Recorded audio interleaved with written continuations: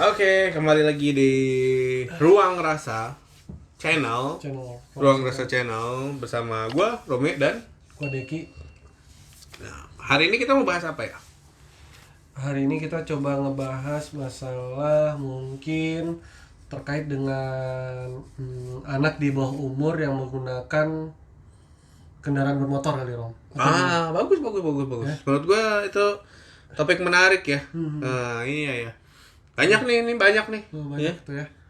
Terutama terutama ya. Kalau gua lihat sih banyak motor-motor banyak banget tuh, apalagi di perkampungan ya. Maksudnya di daerah pemukiman penduduk gitu ya bahasanya. Itu banyak banget tuh. Ya di daerah juga banyak tuh ya mungkin kalau kayak di tempat gua tuh di Aceh tuh banyak juga begitu tuh. Di daerah apa segala macam gitu. Habis itu karena peraturan lalu lintasnya bukan kurang ketat ya, mungkin jarang ada polisi ya bahasanya, mungkin jarang ada polisi, bukan kurang ketat, peraturan pasti ada di mana jalan dimanapun. Betul. Peraturan itu berlaku, tapi mungkin karena jarang ada polisi, jadi ya bisa semena-mena di lalu lintas gitu. Nah, bahasan kita malam ini terkait dengan anak di bawah umur yang tidak memiliki SIM, kalau itu tepatnya atau gitu kira-kira. Ya, belum punya SIM ya. Belum berhak untuk memiliki SIM, tapi sudah berkendara. Mungkin gitu ya. Nah, balik lagi. Masalah yang di bawah usia mengemudi. Lu gimana? Lu kan sebagai orang tua, nih lu punya anak ya. Kalau lu diberi rezeki berlebih gitu ya.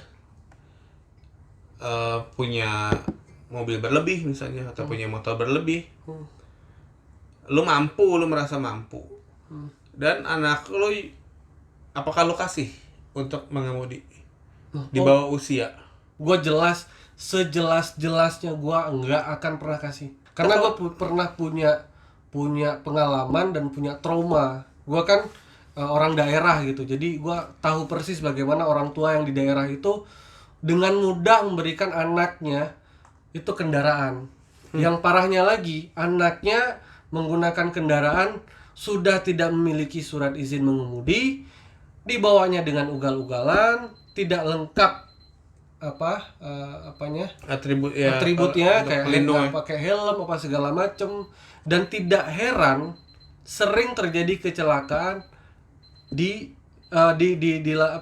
jalan, dan tidak sedikit pula yang mengakibatkan kematian. Gue sampai ada beberapa kasus yang teman gue sendiri, dan bahkan ada yang dia anak satu-satunya, ada juga itu. Gitu? Ada anak satu-satunya, orang bukan berada lagi, emang orang punya banget, dikasih karena saking sayangnya dia sama anaknya, dikasih kendaraan. Udah nggak lama, 2 hari kemudian dibawa motor. Nggak lama kemudian kecelakaan, ya hilang anak satu-satunya. SMA kelas 1 nggak salah gue tuh. Itu gua makanya pengalaman itu kalau lu tanya gua jelas. Itu jawaban yang gua nggak perlu mikir itu. Jadi memberikan kendaraan bermotor untuk dikemudikan kepada anak di bawah usia itu bukan bentuk rasa sayang orang tua. Iya. Itu ya, betul ya. Iya, benar. Jadi bukan karena sayang terus kasih.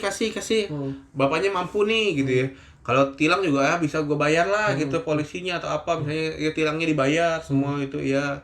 Bukan terkait itunya, tapi ada hal yang jauh lebih dalam ya, bicara tentang rasa sayang orang tua kepada anak dibandingkan hal tersebut gitu ya. Iya. Jadi bahaya banget, karena memang ego ya, kadang-kadang anak-anak ini kan masih egonya kuat. Iya, kenapa sih motor ada gitu ya, mobil ada, ajarin lah gitu. Nggak buat ini kok, biar bisa aja. Misalnya kan ada anak-anak begitu ya. Akhirnya apalagi dia sampai berteman sama teman-teman yang suka ugal-ugalan, kan ngebut-ngebut itu, aduh ya Allah. Itu ngeri banget gitu, maksudnya itu taruhannya bisa nyawa, apalagi ugal-ugalan nggak pakai helm. Dan itu sering banget terjadi di daerah, gue lihat ya, di daerah. Gue nggak tahu kalau di Jakarta mungkin kan sering tuh banyak ini razia polisi dan segala macam gitu. Nah, kira-kira begitulah. Jadi tidak baik yang tidak memberikan itu kepada anak. Dan pengalaman lu sendiri Kalau gue pengalaman gue pernah dan Di bawah makanya usia lu pernah berkendara? gue pernah dan sampai sekarang masih ada bekasnya. Ini kan bekas karena gue sempat ikut balap-balapan dulu. Itu gue kelas 1 SMA. Itu apa, karung? Nggak, motor. Oh, gue kira balap karung. Motor. Makanya gue terus terang, dasar mungkin pengalaman pribadi, kemudian dari teman gue apa segala macam, dasar itu gue punya kesimpulan. Ketika lu tanya begitu, gue nggak punya jawaban yang lama ya. Jawabannya gitu. Nah, Jadi sebelum ke gua, jadi menurut gua memang aturan itu sudah dibuat gitu ya. Berdasarkan juga kan pas itu kan nggak asal kasih angka 17, 18, nggak main angkanya asal jeplak ya, tapi di situ kan juga ada punya dasar dari ilmu psikologi atau apa, kedewasaan berpikir, terus cara mengambil tindakan, bertanggung jawab. Jadi di situ tuh udah semuanya dikumpulkan jadi satu sehingga adalah terbit peraturan itu. Betul ya gitu ya. Gua sendiri kebetulan orang tua gua agak strict terkait hal ini gitu ya. Karena gua bukan siapa-siapa gitu ya, bukan anak sultan. Jadi gua nyetir mobil aja, jadi gue lebih dulu nyetir mobil dibandingkan naik motor gitu ya. Kalau bisanya gue sebelum ya usia ya 15-an lah tuh bisa gitu ya. Tapi boleh nggak boleh. Jadi cuma boleh waktu itu. Jadi kalau lagi ke kantor nyokap gitu, nah kantor nyokap kan halamannya luas tuh. Misalnya Sabtu nyokap gua ada yang harus dikerjain, nah disitulah gua latihan nyetir gitu. Nyetir motor ya? Nyetir mobil, jadi di situ. Ya kayak keliling situ lah. Pokoknya di kantornya aja, nggak boleh keluar mana-mana gitu. Karena nggak ada orang juga kan, hari Sabtu kan kantoran pada libur, PNS kan gitu. Di situ, jadi gua sendiri punya SIM ya setelah umur gua sampai gitu kan. Dan lu bisa naik motor umur berapa nih? Kalau naik motor sih dari naik sepeda juga kan udah bisa sebenarnya ya gitu ya. Iya, tapi nggak beneran motor. Beneran punya motor apa beneran bisa naik motor? Langsung. Gua naik Vespa pertama kali, bukan naik motor. Kalau jadi dasar berkendara roda 2 gua sepeda, Vespa baru naik motor. Jadi Vespa bisanya umur? Vespa itu sekitar tahun 2000. 2000 ya, sekitar tahun 2000 lah itu gue bisa naik Vespa gitu ya. Jadi awal duluan bisa bawa mobil dibanding bawa mobil. Iya duluan bisa mobil. Kalau gue duluan bisa naik motor karena gue nggak punya motor, karena gue nggak punya mobil, gue ada motor gitu gitu karena memang orang sampai sekarang juga nyokap gue nggak senang sebenarnya gue naik motor gitu kan. Lebih resikonya lebih besar lah bahasa kasarnya orang tua gitu ya dibandingkan naik mobil gitu. Cuma ya lebih cepat Jakarta gitu, mau gimana gitu ya. Ya kalau misalnya lebih murah, lebih cepat ya. Kalau dalam kapasitas kita itu udah cukup. Sebenarnya cukup mengerti di mana kapan kita harus ini dan segala macam kan. Gua juga nanti kalau lu tadi bilang gua gimana, kalau gua ketika nanti anak gua udah, kan anak gua masih kecil-kecil 5 tahun lah, 6 tahun gitu. Nah, maksud gua kalau nanti udah gede gitu, gue juga akan strict pada aturan itu. Jadi ini ada aturannya, bukan semata-mata gue nggak ngasih lu tuh, gue nggak sayang. Gue nggak ngasih lu nih sebelum lu punya surat izin mengemudi karena gue sayang, gitu loh. Jadi itulah bentuk sayangnya kita adalah kita tidak memberi mereka, itulah bentuk sayang. Jangan dibalik ya gitu ya. Dan harus dipaksakan. Kadang-kadang pelit ini ya, ini gini. Ya kita cari aja sebenarnya kayak gitu kan, yang tadi tuh kayak cerita-ceritain dari lu atau kita datang dari kalau nggak salah gua tuh 2 minggu yang lalu 2 minggu yang lalu tuh kejadian di daerah gua di pinggir pantai malam-malam, terus kejadian, terus ditelepon ibunya samperin, ya udah samperin karena udah nggak ada nyawa lagi. Ya maksudnya apa ya, harusnya orang tuanya nggak nangis ya, harusnya ya. Ngapain bu nangis? Kan ibu yang kasih motor. Nah itu harusnya kan begitu ya. Dan kadang-kadang begini juga, ada juga yang begini. Nah ini juga nih gitu ya. anak saya, lu yang ngasih motor, habis itu nangis anak saya. Kalau lu anak saya aja lu kasih motor gitu kan. Nah habis itu juga begini, habis itu kadang ada juga begini Rom, nggak dikasih motor sama orang tuanya, dia lari ke teman-temannya, pinjam punya temennya. Nah ada juga begitu. Nah Nah, itu itu juga, boleh nangis lah, itu masih boleh nangis. Tapi kalau motor dari rumah apa, nggak boleh nangis. apapun ceritanya, disitulah butuh pantauan dari orang tua. Menurut gua ya, menurut gua karena gua lihat juga ada anak-anak yang memang ketika orang tuanya bilang tidak, ada juga bilang begitu. Ada yang anak-anak yang ketika orang tua bilang tidak tetap aja Rasa ingin taunya besar gitu ya. segala macam. Nah itu kan kembali lagi dengan ini. Nah kalau misalnya menurut lu nih, kalau misalnya udah kejadian ini, nah misalnya gini lah, let's say kejadian terus ugal-ugalan, ketahuan, ditangkap polisi. Nah kan misalnya ketahuan ditangkap polisi, kan ada tuh biasa tuh kan dipanggil sama polisi, ditangkap polisi. Menurut lu hukuman apa yang layak buat mereka? Toh mereka kan kalau di penjara kan juga belum mungkin juga ya. Apa menurut lu kira-kira? Menurut gua ya. Nah, Gua bukan orang hukum. Nah, ya Gua memakai ruang rasa. Jadi kejadian ini dikaitkan dengan rasa apa sih yang pantas gitu ya. Kalau jadi kita merasakan gitu ya. Gua pribadi adalah orang tuanya datang gitu ya. Orang tuanya datang. Panggil orang tuanya. Iya kan, panggil orang tuanya. Di situ anaknya dinasehatin sama orang tuanya. Kalau menurut gue itu dulu. Jadi orang tuanya bahwasanya tindakan gua memberikan lu motor adalah sebuah tindakan yang salah. Tapi itu bukan dikatakan dari pihak kepolisian, tapi dari orang tuanya kepada anaknya di depan polisi. Jadi yang ngasih nasihat tuh bukan polisi. Ini misalnya nih depan gini ya, anggaplah nih ada ini ya, anggaplah mana gelas tuh sini. Anggaplah anggaplah ini ibunya. Gimana ya? Anggaplah gua polisi nih. Berarti ini anak ibunya kan. Bukan gua nih polisi, gua nasehatin. Bu, besok anaknya jangan kasih motor lagi ya. Nah, besok jangan. Ya bukan begitu ya. Itu kan yang gua tahu sekarang terjadi begitu. Jadi yang ngasih nasihat itu tetap polisinya yang ngasih tahu gitu ya. Ya kan, makanya ibu jangan kasih anaknya kendaraan lagi gitu-gitu. Jadi gua tahu nih saat ini.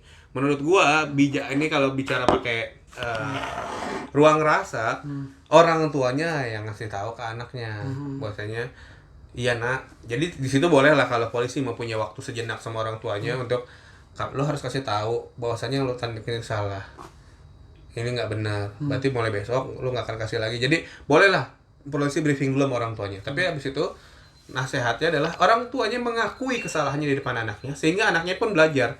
Kalau salah kita harus akuin. Di sini harus ada unsur pendidikannya di situ. Unsur gentleman-nya bisa bilang gitu ya. Kalau atau unsur apa ya? Tanggung jawab mungkin ya. Bahwasanya ya dia bertanggung jawab, gue tahu yang gue lakukan salah dan gue nggak akan melakukannya lagi. Anaknya juga di situ akhirnya kan besok-besok dampaknya ketika nggak tahu ya, mudah-mudahan sih nggak melakukan salah, tapi kalau si anaknya sempat melakukan kesalahan lagi, kalau dia pun sudah mengaku, dia akan mengakui bahwasanya iya yang gue lakukan salah. Jadi itu dulu, jadi menyadari bahwasannya yang dia lakukan itu salah. Itu dari orang tuanya, itu pertama menurut gua. Kedua adalah tetap secara hukum dari kepolisian juga harus menetapkan hukuman dong, ya. Tapi bukan anaknya cukup dinasehatin dan dapat nasihat dari orang tuanya tadi. Nah orang tuanya lah menurut gua harus dihukum. Gitu loh. Dihukum dalam bentuk apa nih? Teknisnya apa, di penjara? Menurut gua sih itu ya tinggal diatur aja ya, mau denda lah bentuknya atau mau SIM-nya dicabut selama setahun atau apa. Jadi akhirnya SIM orang tuanya lah kan bocahnya belum punya tadi SIM. Gitu ya. Jadi itu atau apalah gua nggak tahu gitu ya. Jadi silakanlah itu kalau secara perangkat hukumnya yang mengatur, tapi itu sih jadi jangan harus tetap dihukum, harus menurut gue, dan orang tuanya gitu ya. Gue sepakat jadi tidak anak-anak dan orang tuanya juga kalau bisa dipanggil dan diberi sanksi dan ya terserah lah apapun itu ya, bisa jadi cabut SIM-nya atau bagaimana, denda ya pasti denda. Kemudian ada apa namanya, ada hukuman dan sanksi lain. Dan yang kedua, kalau gua anak tidak hanya cukup nasihat ya, karena kalau gua ya apa namanya, diberikan sanksi hukum kayak hukum sosial aja gitu. Let's say misalnya selama seminggu, ini teknis ya, mungkin itu nanti bisa misalnya bisa dengan cara lain, mungkin dengan cara selama seminggu kerja bakti benar tuh, nyapuin kantor polisi aja, bersihin kantor polisi atau ngecat kantor polisi atau Iya, atau apa segala macam. Nyiram tanaman kayak apa. Kalau nggak hadir, orang tua dipanggil lagi, kenapa anak ibu nggak, ya, atau anak bapak nggak hadir. Bagus. Ya orang tuanya kan agak gara-gara anak gua nih gua direpotin kerja, gua nggak bisa segala macam, kira-kira begitu ya. Ya justru di situ itu hukuman sosial lah buat orang tua, agar orang tua juga lain kali lebih bijak dalam memberikan kendaraan. Memberikan perhatian kepada anak, agar anak juga tidak sembarangan lah sampai ini kan pernah kita bahas juga masalah memberikan perhatian buat anak ya. Kita bahas itu masalah single parent dalam keluarga. Nah itu penting banget dalam jadi ya urusan keluarga, urusan cari duit itu urusan lain lah, kira-kira begitu. Nah bagi gue itu bentuk hukumannya, karena memang ya itu mudah-mudahan bisa berikan efek jerah lah kepada si ini tadi ya, si anak dan orang tuanya gitu ya. Nah, tapi banyak banget sih kalau gue lihat di Jakarta ya, apalagi dalam tanda kutip anak-anak orang kaya ya gitu ya. Kalau kita ngelihat itu ya, mereka bawa motor sendiri, mobil sendiri gitu ya kan.